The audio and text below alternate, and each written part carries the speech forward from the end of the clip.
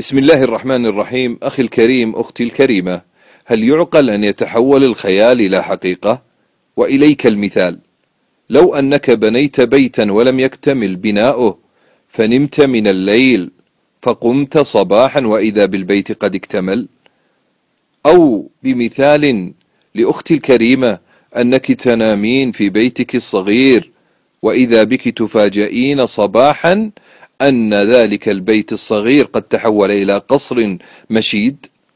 هل لك أن تتخيل أخي الحبيب، أختي الكريمة، أنك تصلي من صغرك إلى مماتك وتحاول أن تخشع وتجاهد، ولكنك أحيانا تسرح في مباراة كرة قدم، أو تسرح بتجهيز حاجيات سفر، أو سرحت أختي الكريمة بحفلة زواج أو بمكياج، ثم تبعث يوم القيامة فإذا بعثت ينادونك من بين الناس: فلان، فلانة، صلواتكم تامة كاملة من حياتكم إلى مماتكم. وإذا بك تتقدم على الجميع. يا لله، أيعقل أن يتحول الخيال إلى حقيقة؟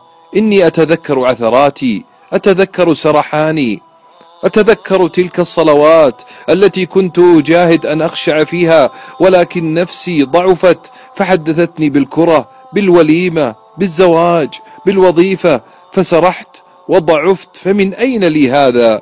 فإذا بك تبشر: يا فلان، لقد كنت تحافظ على النوافل مع صلواتك، فقال الله الرحيم لملائكته وأنت لا تعلم: أتموا لعبدي فريضته بتطوعه، فكتبت لك كل الصلوات تامة.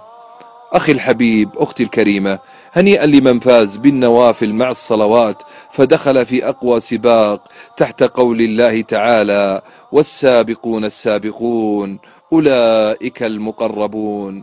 أسأل الله أن يرفع قدر كل من نشر هذا المقطع، وأن يجعله في ميزان حسناته.